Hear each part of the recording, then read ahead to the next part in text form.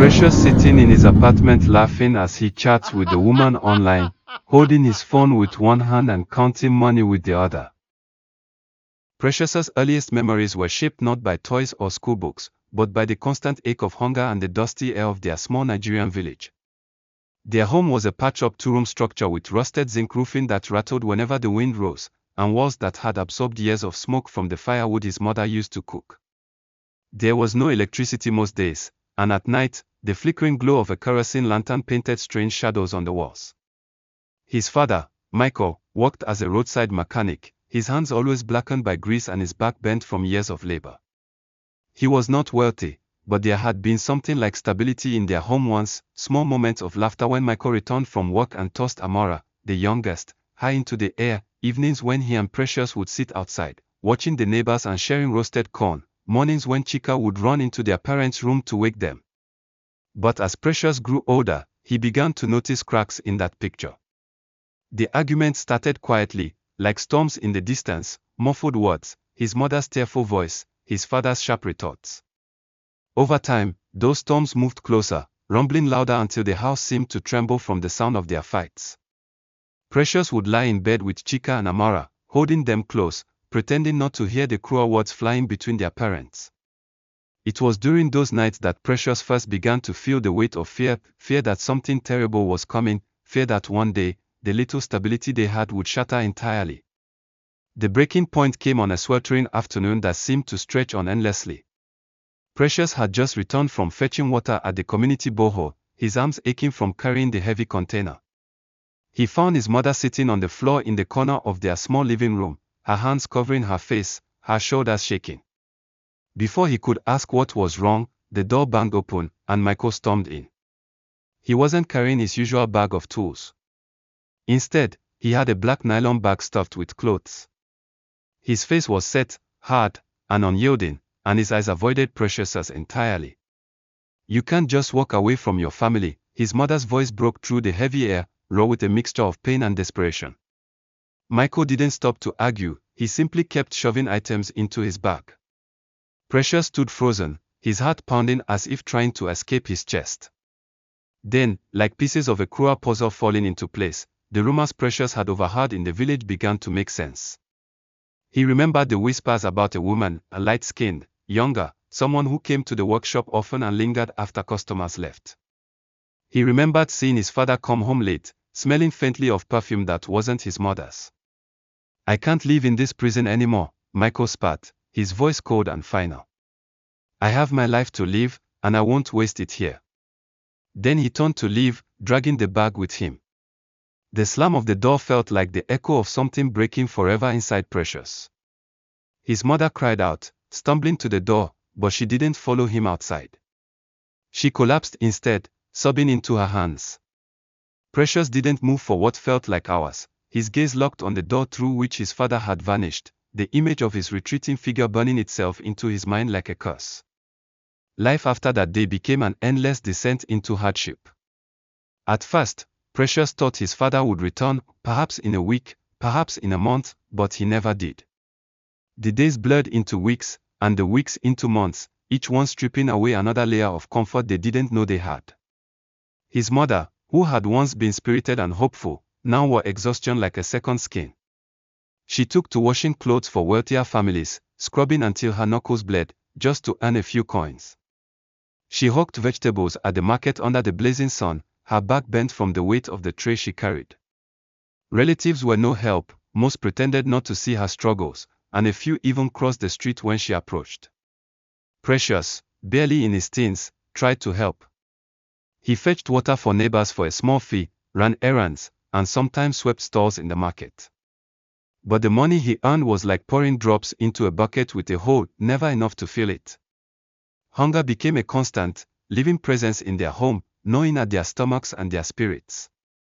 Chika began skipping school more often, too weak from not eating. Amara cried at night, asking when their father would come back, her small voice cutting into Precious's heart like a knife. Each time she asked, he wanted to say something comforting, but the bitterness in his chest made it hard to speak.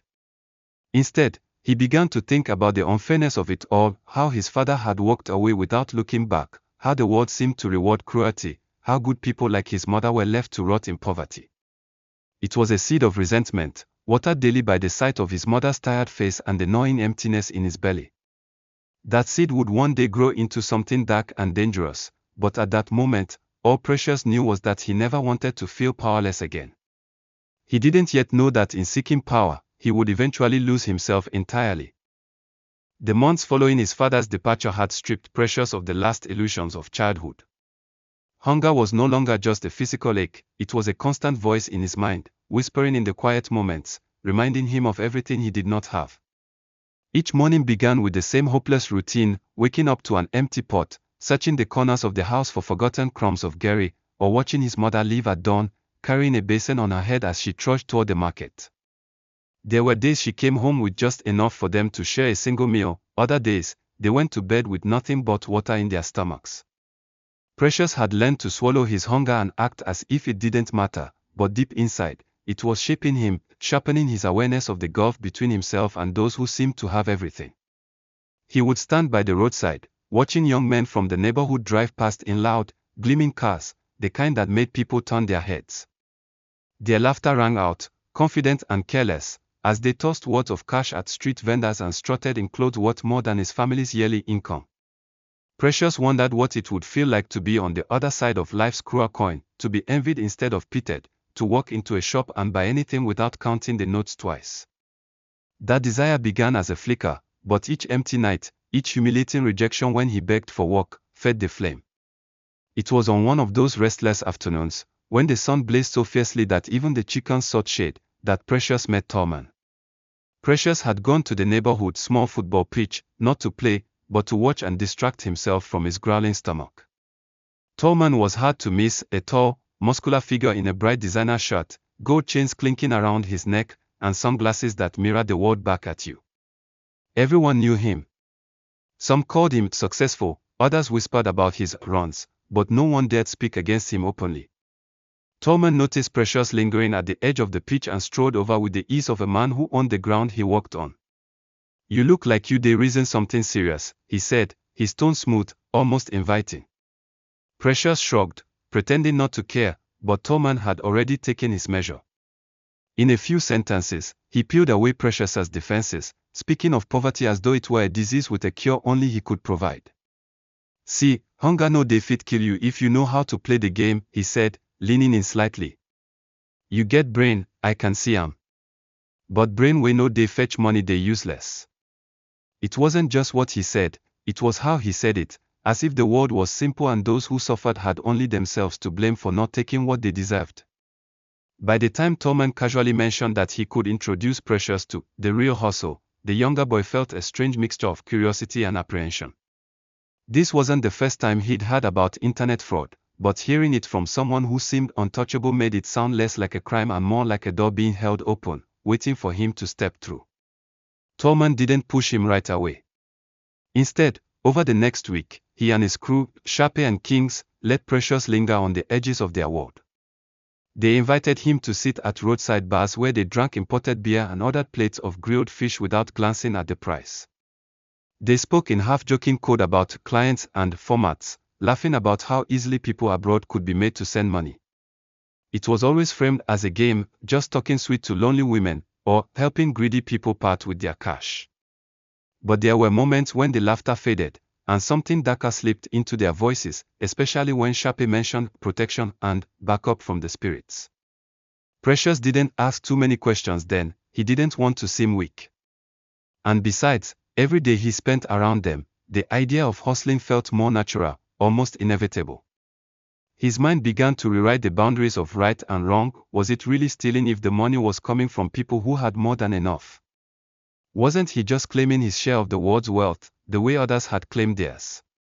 The night Tallman finally made the offer, it came wrapped in an unspoken challenge. "We dey see you, Precious. You get potential. But potential no dey feed person. If you want follow us, you gats be ready to do wetin it take. No fear, no turning back." Those words lingered in Precious's mind long after he walked home under the dim glow of the streetlights. He didn't know it yet, but that night, with his hunger gnawing at his insides and dreams of wealth flickering in his mind, he had already taken the first step into a shadowed path that would one day demand more from him than he could ever have imagined. Precious's initiation into the world of fraud didn't come with a bang or a dramatic ritual, at least, not at first. It started quietly, almost harmlessly. Tallman handed him an old laptop, its keyboard worn and a faint crack running across the screen. "Now here you go, start," Tallman said, sliding into the chair beside him in the dimly lit back room of an abandoned shop they used as their base. The air smelled faintly of cigarette smoke and something sweeter, more intoxicating, that Precious couldn't quite place. Tallman's crew sat at other tables, their eyes glued to their own laptops, headphones in, fingers dancing across keyboards with an ease that spoke of years of practice. Precious's first client was a middle-aged woman from the United States named Linda. Tallman had already set up the fake profile, a stolen photo of a handsome widower in his 40s, a story about being an oil engineer stranded in Nigeria, and a carefully crafted personality designed to melt loneliness into obedience. "All you got do," Tallman explained, "not to make she trust you. Talk to am every day. Make her feel like not only she dey keep you alive." At first, Precious's hands trembled as he typed, unsure if his words were convincing. But Linda responded warmly, her loneliness bleeding through every message.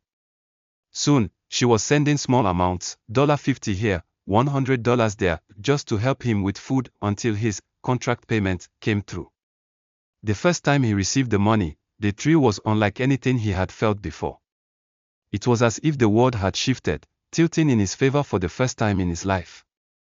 He bought food for his sisters, new clothes for himself, and even slipped a little into his mother's market store. The smile on her face when she thanked him should have brought him joy, but it only made him uneasy, because she had no idea where the money truly came from. The first scam was quickly followed by another, and then another. Precious found that he had a talent for this. His words could become a mirror for the emotions of his targets, reflecting their fears and dreams until they felt understood in a way no one else had made them feel. With every dollar that hit his account, the guilt in his chest dulled a little more, replaced by a heady mixture of pride and greed. Soon, his clothes were cleaner, his shoes shinier, and his pockets heavier. In the neighborhood, people began to look at him differently. Even the ones who once pitied him now nodded respectfully when he passed. But with the money came whispers from Tallman and his crew about the next step. "You dey try," Sharpe said one night, tossing him a bottle of beer. "But if you want last for this game, you got do the proper thing. E get how these white people dey sense when your luck dey finish. Protection no be joke." Precious laughed it off at first, but later that night, as he lay in bed, the word circled his mind. He had heard rumors before, stories about boys who went to shrines for jazz, charms that made foreign clients send money without question, rituals that turned words into irresistible spells. He told himself he didn't believe in such things, yet a part of him wondered if it was the secret behind Tallman's untouchable confidence and endless wealth. The seed had been planted, and whether he liked it or not, it had begun to grow. It wasn't long before the subject of spiritual backup came up again, this time in a way Precious couldn't brush aside. One evening, after a particularly lucrative week in which he had scammed nearly $2,000 from a Canadian retiree, Tallman called him aside. They sat on the hood of Tallman's Lexus, parked in a dark corner away from prying eyes. The night was heavy with the scent of rain-soaked earth, and in the distance, thunder rolled lazily. "You dey do well, Precious," Tallman began, his tone warm but edged with something more serious. "But this game no dey smile. You fit dey lucky today, and tomorrow, everything go dry. People dey jealous, spirits dey watch. If you no fortify yourself, you go end up like those small boys wey start well but finish for gutter." Then he leaned closer. "I dey go see Bubba this weekend. Na real man. He go give you hand wey no dey fail. But he get price." Precious felt a strange chill at those words. He asked what the price was, but Tallman only smiled, a slow, knowing curve of his lips. "When the time reach, you go know. Just be ready to give your most precious thing." The words lodged in Precious's mind like a thorn. He didn't understand them fully, but deep inside, a quiet unease began to stir. Still, as he watched the street lights glint off Tallman's gold chain and thought of the hunger-filled years behind him, he told himself that whatever the price was, it couldn't be worse than going back to that life. It was a decision that would soon unravel every thread of humanity left in him. The night of the initiation arrived cloaked in an unnatural darkness, the kind that seemed to seep into the very bones of the earth. Precious followed Shadow and two other men he barely recognized into the heart of an abandoned cocoa plantation on the outskirts of the village. The path was narrow, swallowed by towering bushes and the cries of unseen night creatures. The air felt heavy, oppressive, as if the trees themselves knew what was about to happen and disapproved. Precious had been told very little about the ritual except for one chilling instruction: do not hesitate when the time comes. As they approached the center of the plantation, a clearing emerged, lit by flickering oil lamps placed in a perfect circle. At its center stood an old man with deep-set eyes and a body so frail yet commanding that Precious could not bring himself to look away. His voice was deep, almost inhuman, as he chanted words in a language Precious didn't understand. The smell of burning herbs filled the air, pungent and dizzying. Precious could feel his heart pounding in his ears, but he told himself that this was the price for the life he had always wanted, a life of wealth, respect, and power. Yet, behind that determination, a small, trembling part of him felt like something was being ripped from his soul even before the ritual began. The old man, who the others addressed as Baba Koro, motioned for Precious to step forward. His eyes glimmered like molten gold in the firelight, and when they locked onto Precious, it felt like the man could see through every lie he had ever told, every wrong he had ever committed. For wealth that does not run dry, Baba Koro began, you must surrender the blood that raised you, the one who gave you life. At first, Precious thought his chest would explode from the pounding of his heart. He had been warned, yes, but hearing it aloud made it real in a way he was unprepared for. His mind flashed to his mother, her tired face, her bent back from years of menial work, her calloused hands that had fed him even when she had gone hungry. Shadow leaned in, whispering harshly, if you want to walk away rich, there's no turning back now. The gods demand their due. Precious swallowed hard, his breath shallow. He felt trapped, not only by the ring of men surrounding him but by his own desperate longing for escape from poverty. Baba Koro handed him a small gourd filled with a dark, thick liquid and instructed him to drink. The moment the liquid touched his tongue, the world shifted, colors darkened, shadows seemed to move on their own, and a low hum began vibrating in his skull. Precious's vision blurred, but through it, he saw his mother's face again, this time distorted, her mouth open in a silent scream. The following night was when the deed was to be done. Precious returned home, his movements mechanical, his mind numb but determined. His two younger sisters were asleep, curled up in their shared bed, their breath soft and innocent. His mother was in the kitchen, hunched over a small pot of soup she had been saving for days. She looked up and smiled, the kind of weary but genuine smile only a mother could give, completely unaware that her own son had come to take her life. The voices of Shadow and Baba Koro echoed in his head, urging him forward, promising him a life beyond his wildest dreams if he just crossed this final line. Precious hesitated, his hands trembling as he reached for the knife. In that moment, he wondered if the gods, or whatever dark force Baba Koro served, could feel the storm raging inside him. A single tear slid down his cheek, but the promise of wealth, a life without hunger, without shame, overpowered it. By the time the moon reached its peak, the kitchen was silent except for the sound of the pot boiling over, spilling its contents onto the fire. Precious walked out into the night, his clothes soaked in something warm and red, his mind hollow. He didn't look back. He didn't dare. The night Precious's life took its darkest turn was cloaked in an eerie stillness that felt unnatural, as though the very air had been silenced in anticipation of what was about to happen. The instructions from the cult were clear: he had to perform the ritual that would seal his place among them, guaranteeing him untold wealth and influence. The price. The life of someone he loved most. Precious had laughed nervously when the leader first told him, surely there had been some mistake, some other way to prove his loyalty. But the men around the table had stared at him with cold, expectant eyes, the candlelight dancing on their faces, making them look less human and more like specters of the underworld. The blood that runs through you must be the one to open the door, their leader said, his voice low and final. That night, Precious paced his small rented apartment, his mind torn between fear, desperation, and greed. He told himself that everything he had suffered, his father's abandonment, his mother's struggles, the humiliation of poverty, would all end if he just followed through. It's for the greater good, he whispered to himself, even though deep inside, he knew the greater good was only his own greed. The following evening, Precious went home under the guise of visiting his mother. She had no idea her son had been working with shadows, no clue that the money he occasionally brought was not from business deals as he claimed. The moment she saw him, her tired face lit up with a smile, one that hit Precious like a knife to the chest.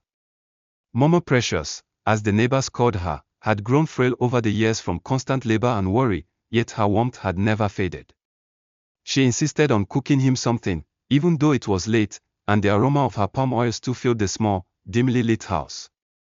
Precious sat there, staring at her from across the table, barely hearing her chatter about his sister's schooling or the church fundraiser she was contributing to. Every word she spoke was a reminder of what he was about to take from the world. When she reached out to place her hand over his and ask if something was wrong, Precious almost broke. Almost.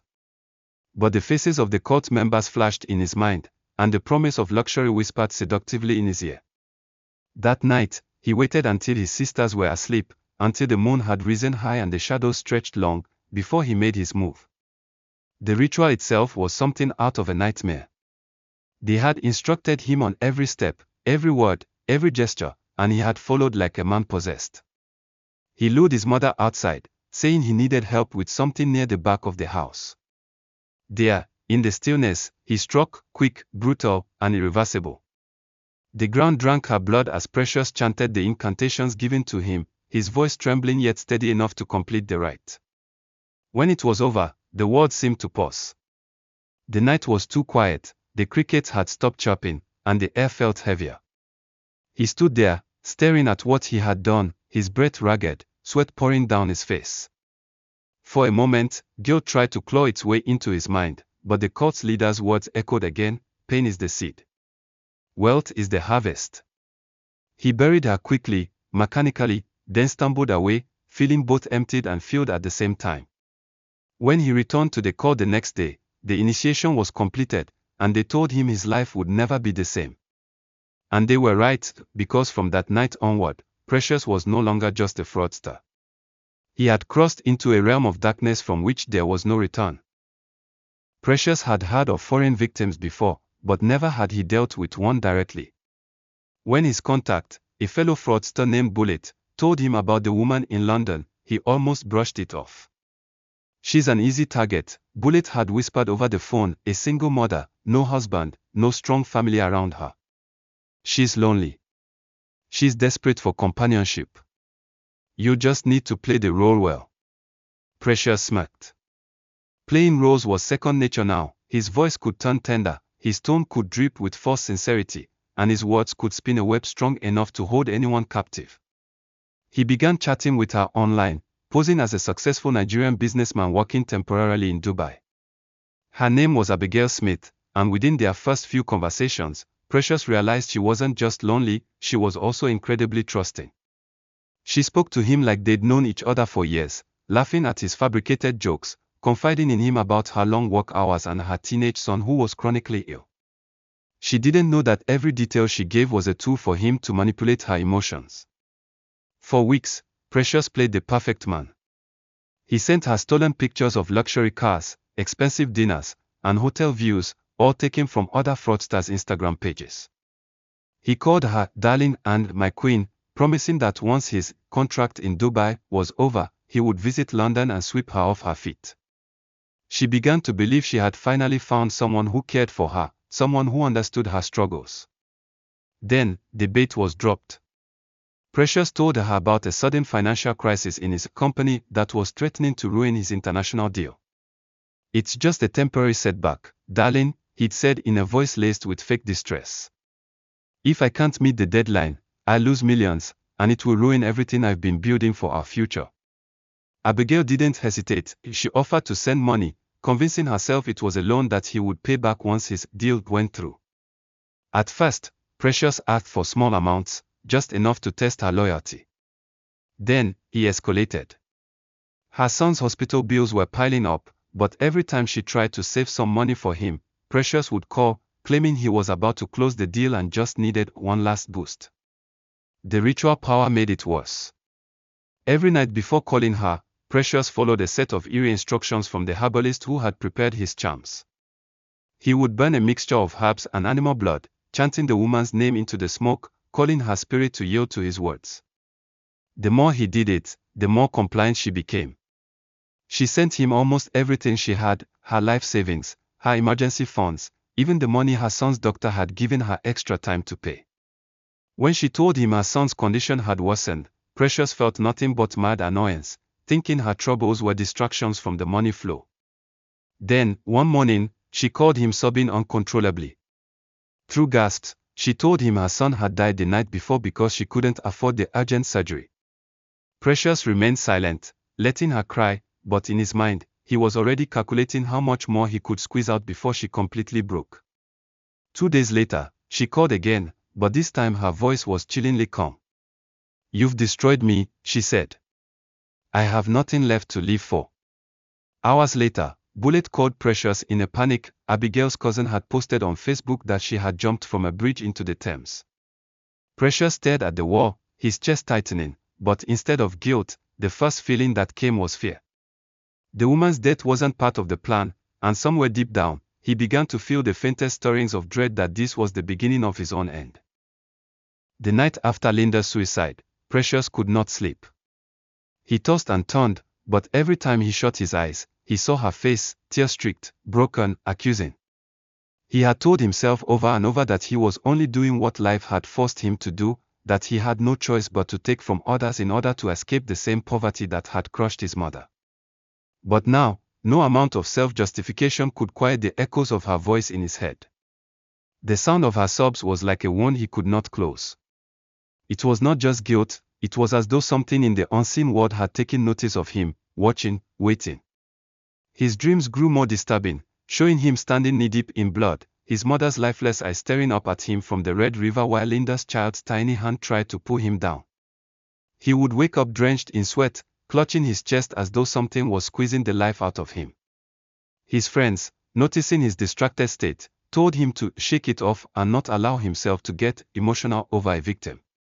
But for the first time in his life, their words sounded empty. As the days turned into weeks, strange things began happening around Precious. His car keys would vanish and reappear in impossible places, like inside his locked wardrobe. Electrical appliances in his apartment started malfunctioning for no reason, light bulbs flickered and burst, the television switched channels on its own, and the air inside his room would turn icy cold in the middle of a hot Lagos afternoon. One night, while scrolling through his phone to distract himself, he saw a photograph in his gallery he didn't remember taking. It was of Linda, but her eyes were black voids, her mouth open in a scream, and behind her stood his mother, with blood dripping from her headscarf. Terrified, he deleted the photo, but when he checked the gallery again, it was still there. He stopped sleeping altogether, instead pacing his living room in the dark, muttering prayers he barely remembered from his childhood. But the spirits, or whatever they were, grew bolder. He began hearing his mother's voice calling his name from the kitchen at midnight, even though she had been dead for years. The first time he heard it, he rushed there, only to find a trail of fresh blood leading to the back door. In his paranoia, Precious started avoiding everyone, including his closest friends. He began to suspect that the ritual pact he made with the spiritualist years ago had taken a new turn. The old man had warned him never to break the flow of sacrifices or the spirits would collect their debt in another way. Perhaps Linda's death had tipped some balance in the spirit realm. Now, it felt as though something was haunting him, waiting for the perfect moment to strike. He tried visiting a pastor, but every time he got close to the church, his car engine would fail or his phone would ring with an unknown number and a voice whispering his name. Fear began to eat into his pride and arrogance. The young man who once believed himself untouchable was now looking over his shoulder at every corner, convinced that Linda's ghost, and his mother's, were following him. And deep down, he knew the truth, the price for blood was always more blood. The final week of Precious's life began like a cruel trick, bright skies, cool air, and the false sense that maybe, just maybe, the strange occurrences had finally ended. He woke up that Monday morning feeling unusually light, as though the invisible weight pressing on his chest had been lifted. The nightmares were gone, the voices had stopped, and for the first time in months, his apartment was silent. He even dared to whistle while making breakfast. But that peace was a lie, an eerie calm before the storm. That evening, as he drove home from a late meeting, he noticed the streets were emptier than usual. No pedestrians, no traffic, just the hollow sound of his tires on the asphalt. Then, without warning, his headlights flickered and went out, plunging him into darkness. He slammed the brakes, but the car refused to stop. Ahead, in the middle of the road, stood a figure, small, still, with a round belly. His heart froze. It was Linda, pregnant as she had been the last time he saw her alive. Her head was tilted to one side, her eyes pure black, her lips moving without sound. Precious screamed, jerking the wheel to avoid her, but the car spun wildly, crashing into an abandoned billboard pole. When he came to, he was no longer inside his car. He was lying on a cold, wet floor in what looked like an abandoned building. The walls were damp and covered in strange markings that glowed faintly in the dark. In the center of the room, there was a basin filled with a thick, dark liquid that smelled of copper and rot. Standing beside it was his mother, wearing the same blood-stained headscarf from the accident years ago. She smiled at him, not the warm, loving smile he remembered, but something twisted, mocking. "My son," she said in a voice that sounded layered, like several people speaking at once, "you have fed the spirits well, but you have not given them what they truly desire." Precious tried to speak, but his throat tightened as though invisible fingers were choking him. From the shadows behind his mother, more figures emerged. Linda, the little boy he once saw sacrificed by another cult member, a neighbor whose sudden death had funded one of his ventures.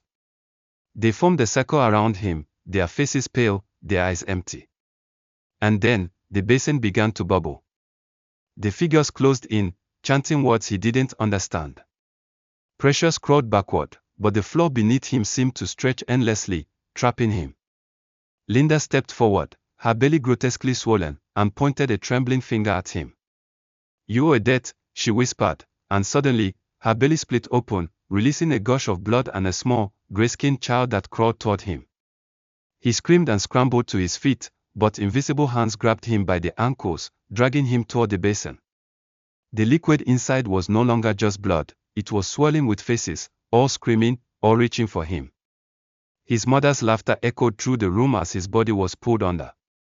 The last thing he saw before the darkness swallowed him was Linda's ghost, cradling the gray-skinned child, both of them smiling.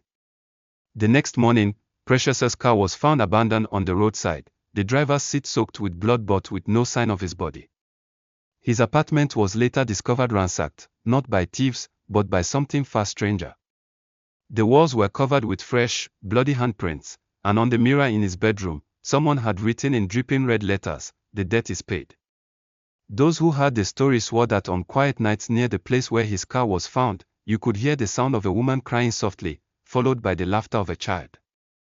And for those still entangled in the same dark rituals Precious once served, his disappearance was not just a cautionary tale, it was a warning. The spirits always collect. Thank you for watching Black Man Folk Tales. Don't forget to like and subscribe.